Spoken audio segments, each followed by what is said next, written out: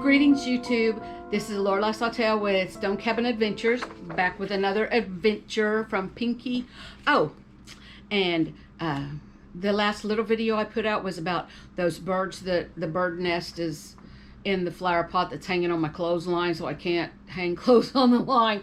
The baby birds have started hatching, and so I'm trying to stay away from it because I don't want the mama bird to leave them. But the baby birds are hatching, and they're so cute and little. And I know some of you guys are probably saying, that's just a sparrow. It's okay. They are tiny little sparrows.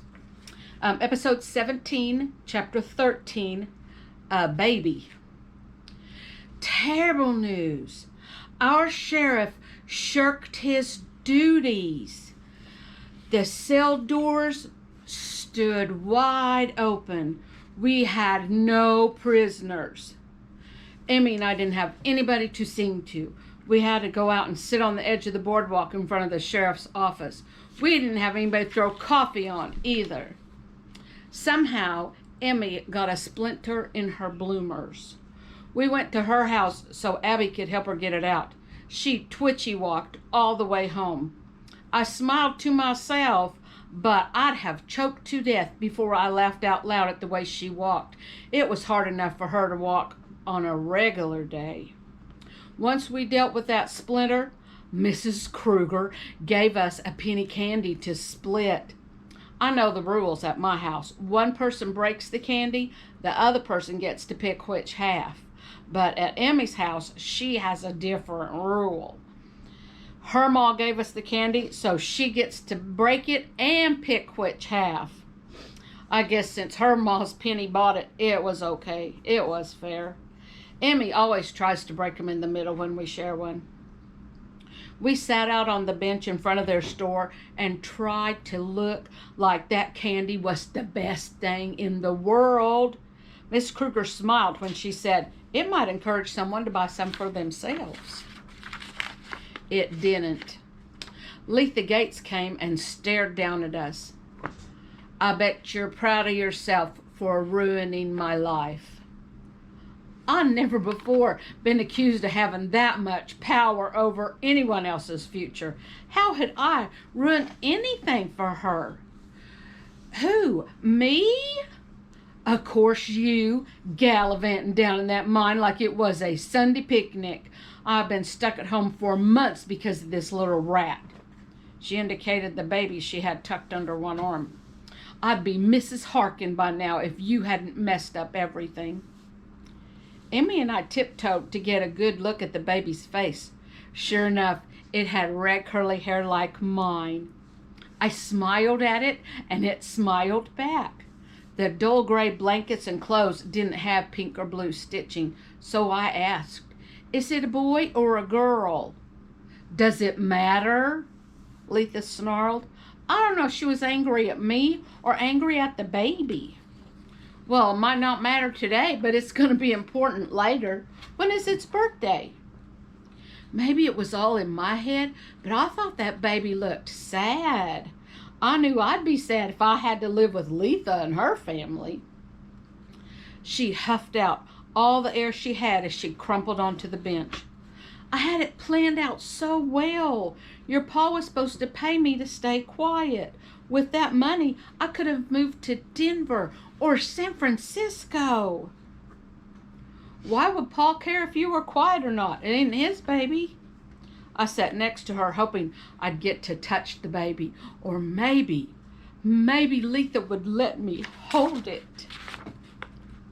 No, but she has red hair like his. Well, like mine too, and I'm not its papa either. Even if pa gave you money, wouldn't your pa keep the money for his own self? What? I could tell instantly she never imagined that her pa would take that money for himself. Now that I mentioned it, though, she knew it was the truth. He'd never let her leave their farm. He had to have people to boss. Near to 100 ideas must have raced through Letha's brain. Each one caused a twitch in her face and a deeper wrinkle between her eyes. Her eyebrows grew together like her brother's. I wondered if I'd have one eyebrow or two when I grew up. Can you keep an eye on the rat for a few minutes? Her question sounded like a trick, but I didn't figure a tiny baby could be too tricky. They eat, they poop, they sleep, and sometimes they cry. I figured me and Emmy could handle that for a minute or two. My mouth dropped open when she really handed the baby to me. My heart swelled up like I was elected president of the world. I couldn't breathe. I couldn't believe she trusted me with a baby. Even with candy on my hands and face, she let me hold it. She placed the tiny bundle in my arms, and her voice went all soft, like she loved the little baby. Her name is Annabelle Lee, like that poem Mr. Harkin recited at the New Year's Eve party that we didn't get to have till the middle of January. I can't believe I'm already 16. This is not how I plan to live my life. I'm almost 9. My birthday is Christmas. She didn't act like she heard me or cared how old I was. Annabelle Lee was born after the New Year, but before the party. Her birthday is January 8th. That'll make her 6-month-old. I'll be at the bank and then at Kruger's if you need me before I get back. Emmy and I looked at each other and said, 3. That baby was only 3 months old. Emmy and I sat there holding Annabelle nearly forever. The stage came and went. 2 wagons loaded up stuff from Kruger's and left, but Annabelle just slept. We wiggled her tiny fingers. She smiled, but she didn't wake up. We wrapped her baby fingers around Emmy's thumb, and she held on. Every time Emmy and me looked at each other, we giggled. Abigail came out of the store and saw what we were doing. Her mouth made a perfect O. Her mouth puckered up then like she had bit into a green persimmon. She spun around and practically ran into the store. 2 seconds later, Abby and Adam and Mr. and Mrs. Kruger stormed through the door. Mr. Kruger unwound that baby's grip off of Emmy and shoved my friend into their store. Go upstairs. I'll deal with you later. His face turned the same shade of red as I get when I'm in the sun too long. He shoved his face into mine and bellowed at me, Where did you get that baby? I couldn't help it. His breath smelled so bad. I put my hand up between us and said, Back up. You're going to choke the baby. He slapped me right across my face, nearly making me drop Annabelle Lee. It was worse than getting hit by a fish's tail. I had never been slapped before. I stared at him and he glared at me. I knew he could tell how bad I wanted to slap him back. I had an idea. It was the worst idea I ever had. I looked down at his shoes and up at his face, and then I looked back down at his shoes again. When he looked down to see what I was looking at, I quick like spat right up into his face. He drew back his fist to hit me, then altogether fell in one piece and landed at my feet. Mrs. Kruger screamed, Murderer! Murderer! I didn't know till she screamed that spitting in a man's face would kill him. No wonder my mom washes my mouth out with soap every time she catches me spitting. Adam shook his mother and told her to stop. The baby started crying. Miss Kruger kept screaming and fell across Mr. Kruger's body.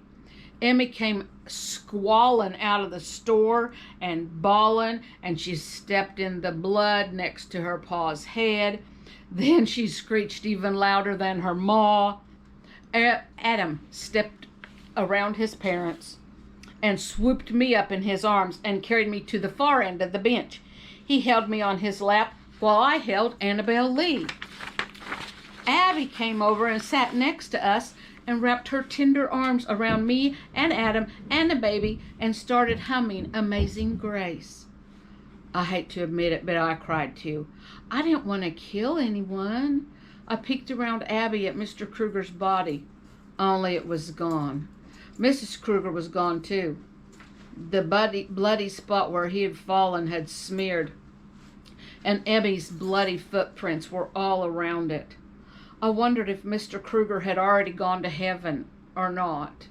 Probably not. Emmy came around us to stand on the other side of Adam and patted me. I felt terrible.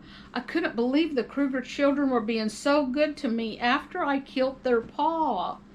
I began to wonder what bad things I didn't know about Mr. Kruger that his own kids didn't mind him being dead. I'm sorry I killed your pa. I didn't mean to. Adam laughed for a second, and then he tipped my face up so he could look right into my soul. Do you really think you killed him? Tears ran down my face, and I nodded. Adam squished my face against his chest, and he held me tight for a minute. It felt wonderful.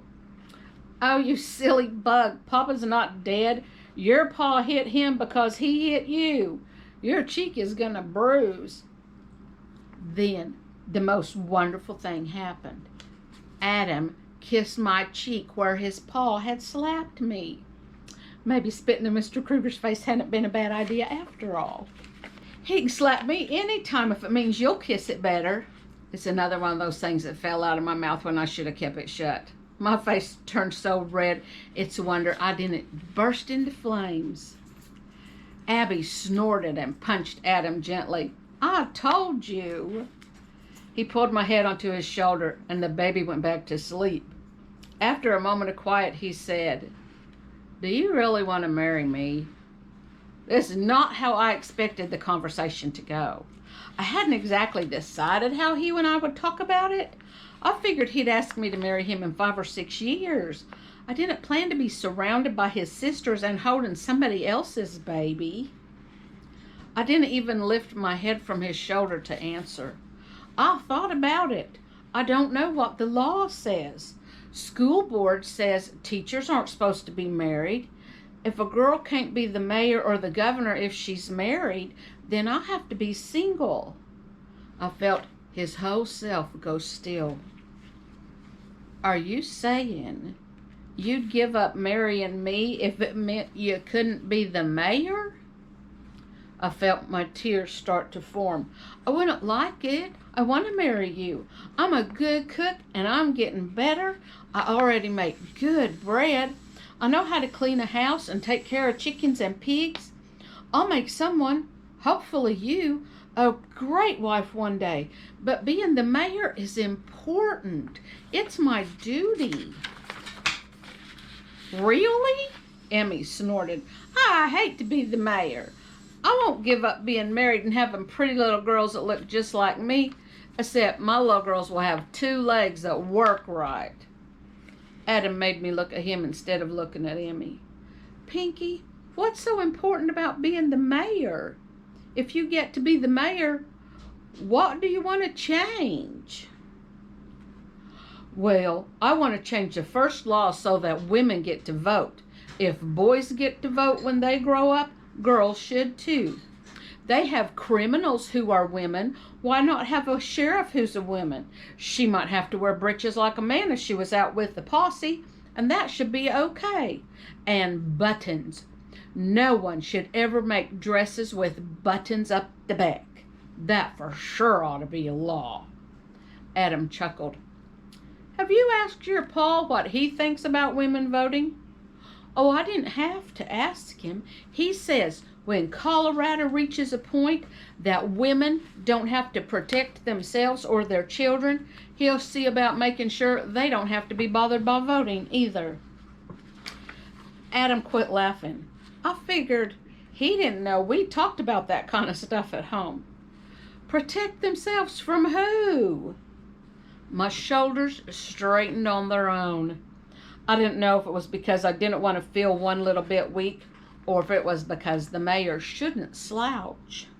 When he said it, I remembered having to protect myself and Miss Schwartz from Rufus Gates. A cold shiver shook my spine. I smelled blood and Abby Kruger's spilt ink. Do you think he had a plan to spoil her? I still didn't know what spoiled meant when people said it in that tone of voice, but I knew how to answer that question. I know he planned it by the time I got in there. You'd know it too if you let yourself think that far down the road. Besides, he's beat up you and Elmer and every other boy hereabouts. He wouldn't have any problem hurting a girl. What about being a mayor? Will they let you be the mayor if you have a baby? He turned back the corner of Annabelle Lee's blanket. His face went blank like his whole brain had emptied out. Whoa, she's pretty. I didn't think Letha's baby would be pretty at all. She must look like her pa. I rolled my eyes at him. You can't be a mother without you have to be a wife first, no matter how pretty your babies are. He rolled his eyes back at me. You don't really believe that, do you? Letha didn't have a husband first. Well, if you want to be the mayor or the governor, you have to be a wife before you're a mother. No one would vote for me if I had children and no husband. It's going to be hard enough to make people realize I'm not just pretty. I got a brain, too. I contemplate on things. I felt a laugh ripple from his tummy to his mouth. Pinky, pinky, pinky. He cupped his hand under Annabelle Lee's head.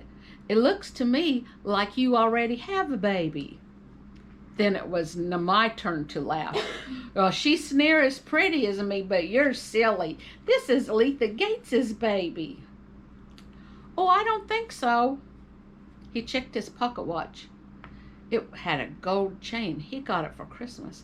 Letha left town on the stage. The stage left here near an hour ago. I don't think she's coming back. She bought a one-way ticket to San Francisco. He snapped that watch shut, and all the blood ran out of my face.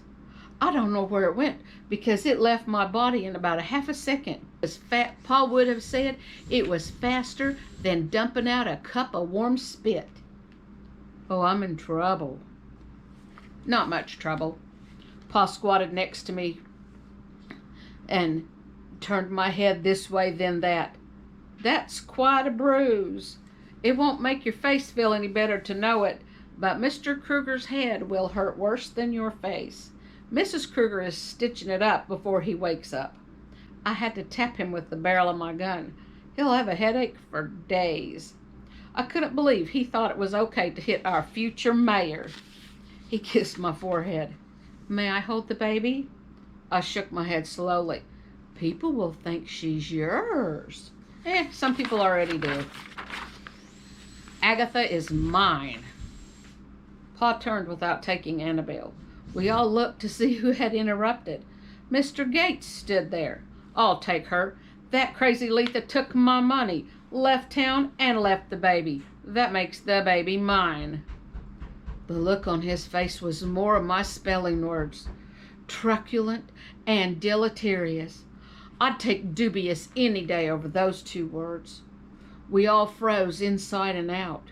Mr. Gates was a horrible person, but regardless of who Annabelle Lee's pa was, he would always be her grandpa. I just couldn't figure out why he called the baby Agatha. Mr. Gates spit out the word that Pa never says unless several things go wrong at the same time. None of us moved. I don't think we could. Mr. Gates started to come up to us. Pa stepped in front of him. Letha gave Annabelle to Pinky. That makes the baby ours. The law's on my side this time, Calhoun. That child is my blood. Her name is Gates, not Calhoun. Doesn't matter, Grandpa. Pa's voice thickened with sarcasm. Letha gave the baby to Pinky. That makes the baby hers. Since she hasn't reached the age of legal majority, Carolyn and I are her guardians. Pa bumped his hat up so Mr. Gates could see his eyes. I'd never seen Pa so severe. His eyes didn't look blue. They were twin gun barrels. I'll be back with the law. That baby is mine. Mr. Gates shot his finger at Pa. Pa didn't flinch one little bit. Mr. Gates headed down to the sheriff's office. We all watched him swagger off. Dust puffed up with every step. He even stomped his feet when he thought he might get his way legally. He more often got his way by intimidation and pure demeanness. He stopped in front of the jail and yelled at Sheriff Bustos to come out and talk to him. Any regular person would have gone in to talk to the sheriff. Not Mr. Gates. He had to make everything a public spectacle, especially when he thought he was right. I didn't want him to have the baby. She'd be dead within a week if he took her. The baby's mine. I heard that voice before, but never heard it so strong or so sweet. Everybody looked around. I hadn't seen anybody walk up who'd be likely to claim a baby. Billy Joe McClendon stood next to Abby. She's mine. Letha didn't want anyone to know. A little tear ran down his cheek. Letha was ashamed of me for being stupid. He took Annabelle Lee out of my arms. I didn't know what to do besides let him have her. He stood there and smiled a big old goofy smile at that baby. I am my Annabelle Lee. I love her with a love that is more than just love. He paused for a while to get his voice back under control. She's the only good thing I ever made. I told Letha we could get married and build a little house and raise the baby together. She said her pa would kill us all. He looked toward Mr. Gates with death in his eyes. Annabelle's grandpa stood far enough away that he couldn't hear what Billy Joe said. She's not yours. She'll never be yours, not even if I have to kill you myself. Letha said that you'd have killed her and the baby if you could have passed it off as an accident.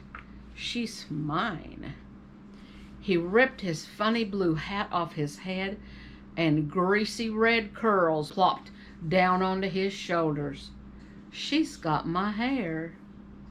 My mouth dropped open with a pop everyone could hear. I looked at her hair. I looked at his hair and her fuzzy head, and then at Pa's hair. We all four have matching hair, except for the greasy part. He kissed Annabelle Lee's nose and nearly squashed her. He hugged her so hard. Will you and Mrs. Caroline take care of her for me? I said yes and held up my hand so he could give the baby to me, but he gave her to Pa instead. You know how to have red hair without shame. I don't want her shamed of things she can't change. Mr. Gates came back with the sheriff. He looked smugger than I ever felt. My heart crushed itself inside my chest. Mr. Gates started fuming and cussing and yelling again. Paul gave him a look out of his gun barrel eyes. Billy Joe stepped down off the porch and shook the sheriff's hand. He talked for a long minute, saying things I couldn't hear. And Sheriff Bustos shook his hand again and walked off. Paul went and stood by Billy Joe to stare at Mr. Gates. I never seen a whooped dog slink off as fast as he did then. Thank you so much for listening. I hope you've enjoyed this next adventure with Pinky. And like, subscribe, ring the notification bell, and share it with your friends. Leave a comment. We love you guys. Jesus loves you more. Mwah.